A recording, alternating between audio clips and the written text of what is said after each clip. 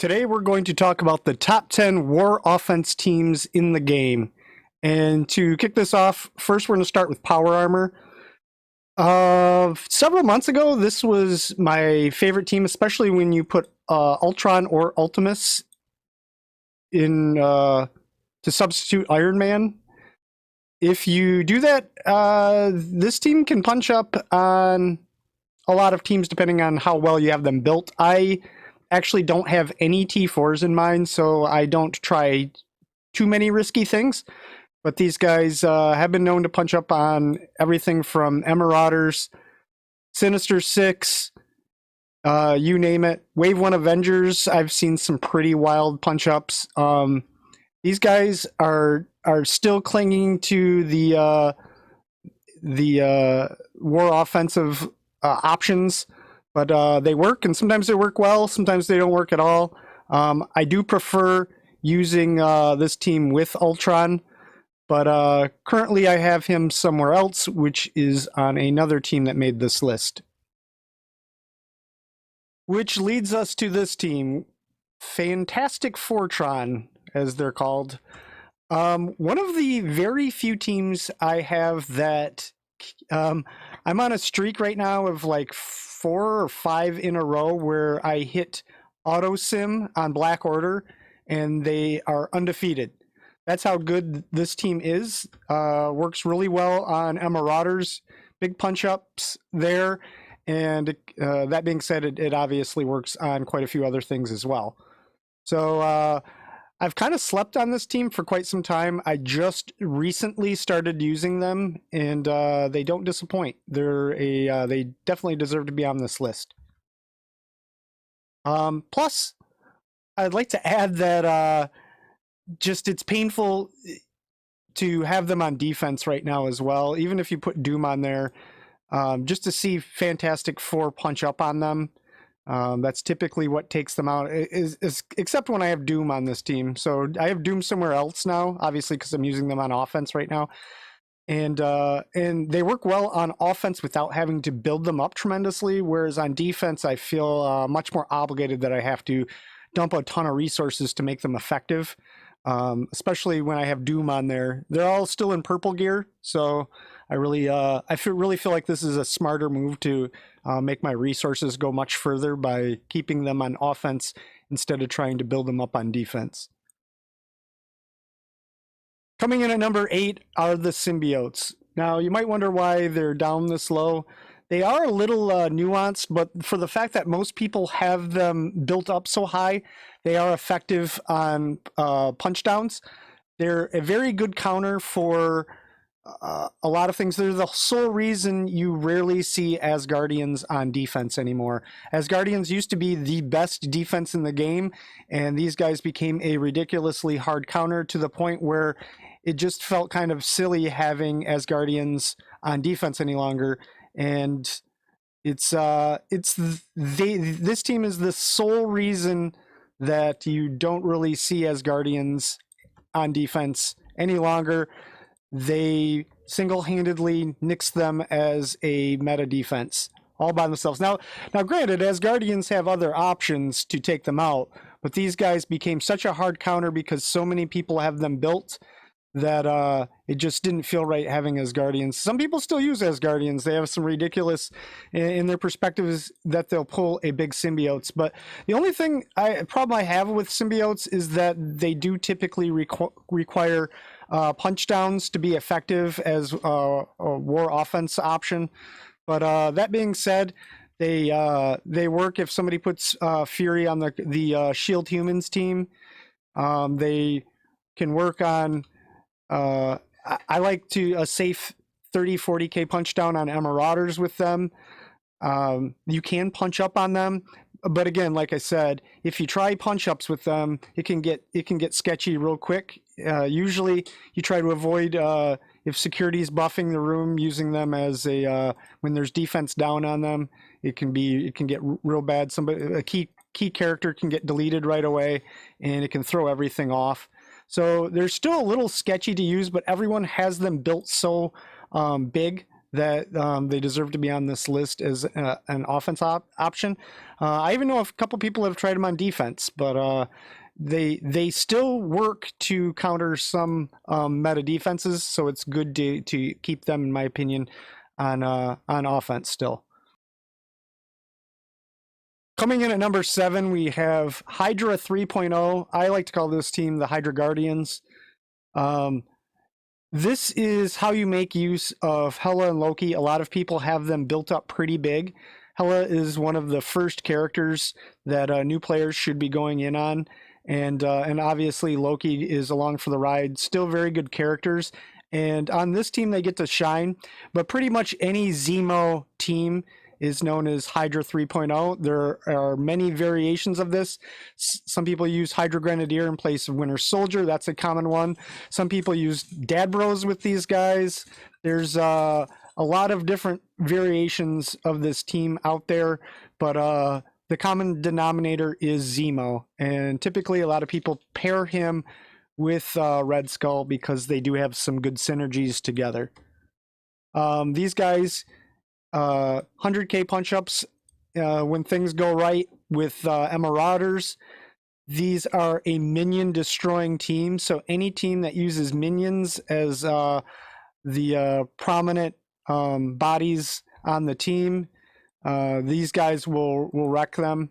So sometimes you'll still see Hydra teams on defense, but again, as symbiotes are to Asgardians, Zemo is to Red Skull teams. So that is the reason why you're seeing less and less Red Skull teams on defense.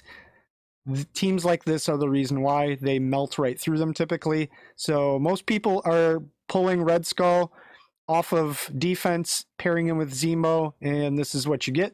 This has become what I'd even like to say just a team all in itself. Like people just look at this as one of the top offensive options in the game right now.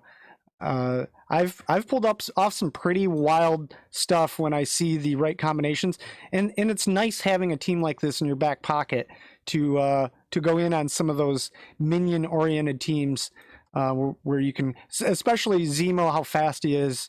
There's a lot of teams, even like Sinister Six, where you can load them up with debuffs and spread them with Hela.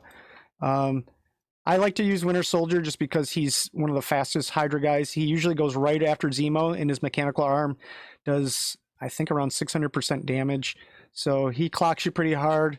Then you got defense down right behind it with Loki, and then Hela spreads all those things after being sped up by Red Skull. So pretty neat mechanic. It's fun to watch. It's fun to play with.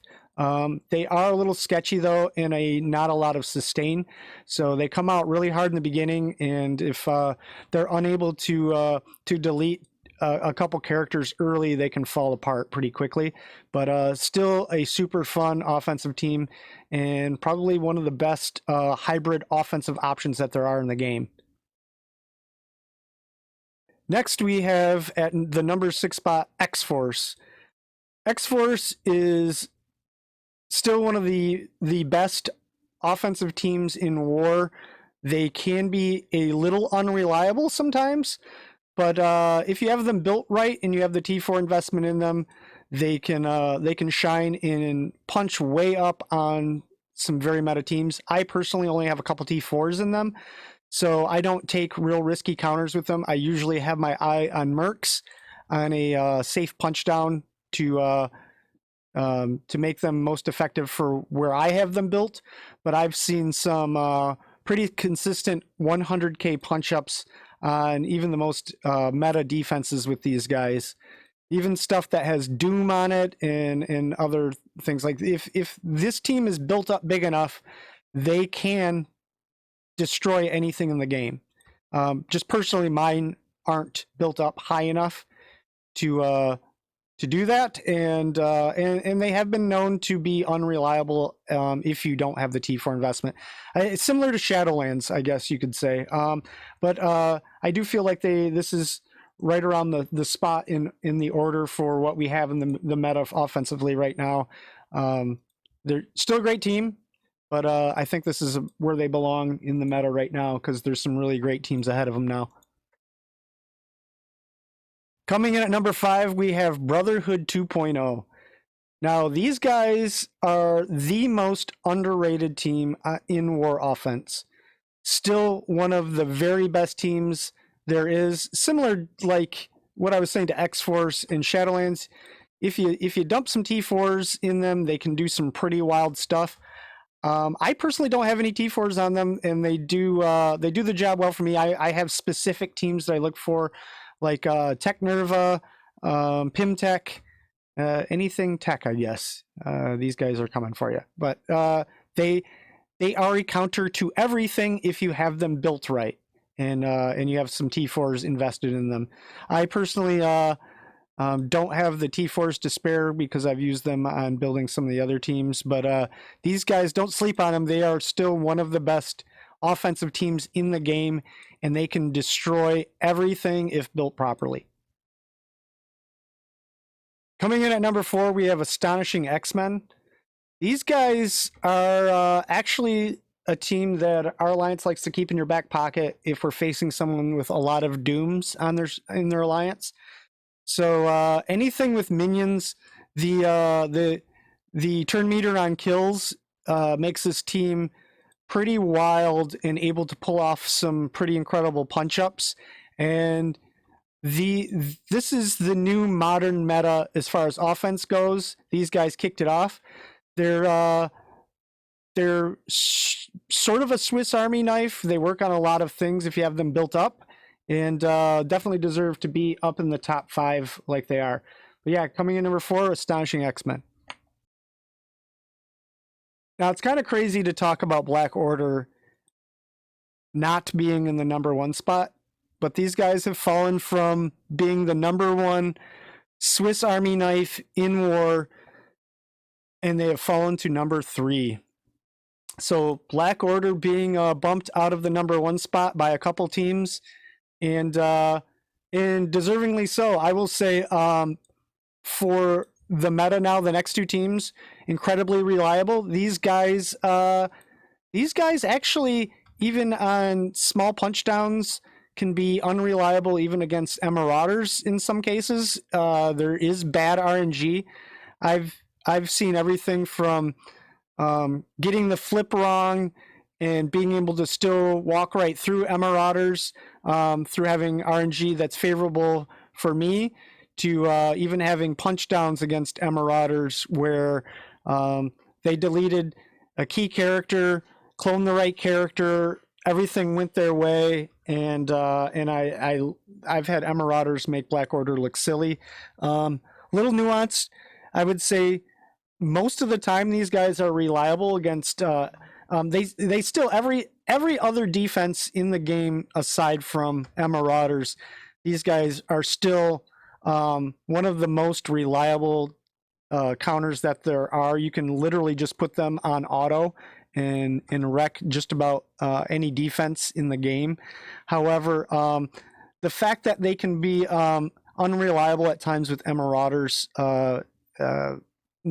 makes me put them here in the number 3 spot. They're not as perfect anymore, and I think that's by design because power creep is a thing in this game. Which brings us to number 2, Shadowlands. Very, very T4 dependent. You have to load them up.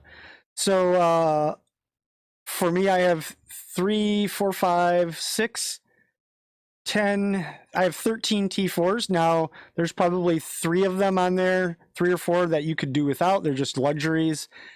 Right around 8 T4s. They're online and they're very useful. But because I like war as much as I do, I went all in on them. They do have a lot of T4s. The only reason these guys don't have the number 1 spot is that they can be a victim of RNG, and they're not a sure thing when it comes to war offense.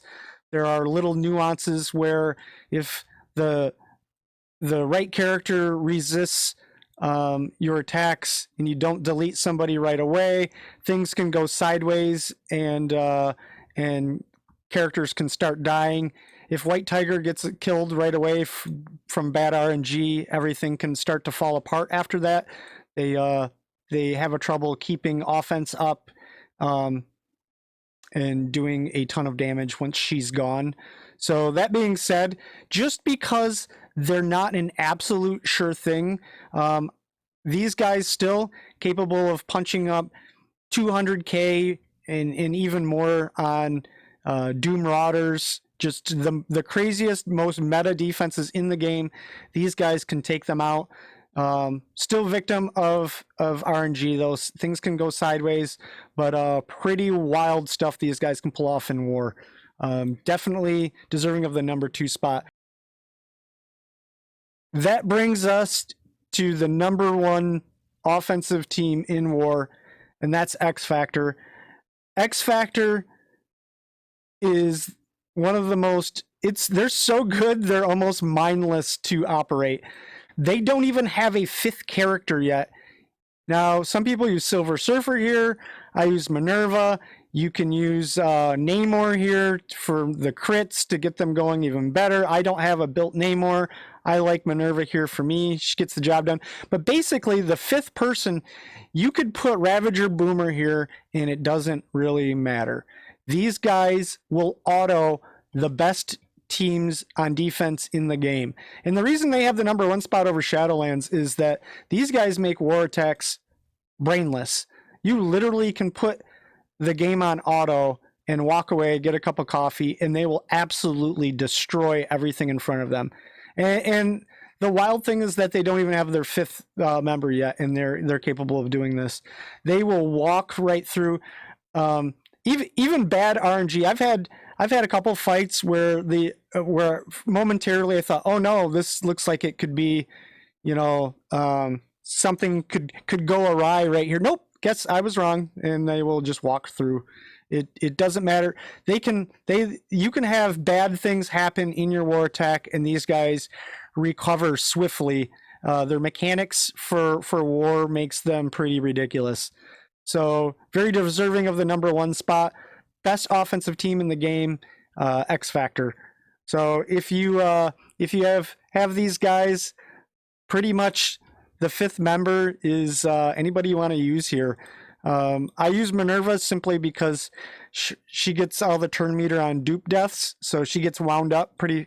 It's funny when they get AoE'd, you'll just see her wind up and take her turn meter like a whole bunch of times in a row. It's kind of funny. And Silver Surfer is a good option here as well, but I feel like he's massive overkill. You don't need him here for them to function, so it just seems like a huge waste to put Silver Surfer here. So they function amazing without him. I don't really think that the juice is worth the squeeze to slot Silver Surfer in there.